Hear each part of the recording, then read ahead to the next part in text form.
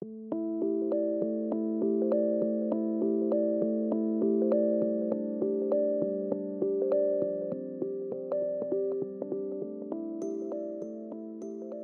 what impact would you say that the C20 had on the final communique from the G20 Leaders Summit?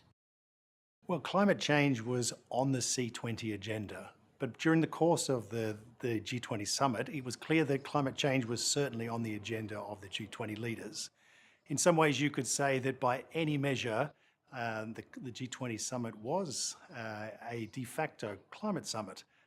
And because we saw most countries and most G20 leaders step up and say climate change is an economic issue, it's important that the G20 do address it, and echoed many of the calls that the C20 had called for on the G20 leaders.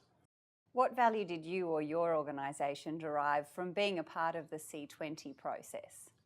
Well, I think that the C20 process in Australia has been really a unifying exercise, bringing together different groups and across sectors of civil society here in Australia, but also linking around the world as well, coming around issues of equity, fairness, and that picked everything from tax transparency to addressing poverty, and of course the issue that WWF is greatest concern in the G20 agenda, which was climate change. In 20 years' time, Australia will be the host of the G20 once again. What advice would you give to the C20 organisers of the 2035 G20 in Australia? In 2035, the world will be a very different place. But I think that the G20 is an important part of that because it really is shaping around the new way of the world is going to work in terms of globalisation and how the new economies will feature.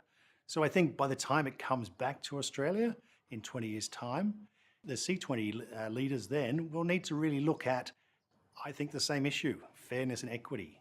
How are we continuing to ensure that in a globalised world, we're addressing the issues that are important to all Australians, which is fairness and equity, whether that's in tax or climate or whatever the issue of the day is.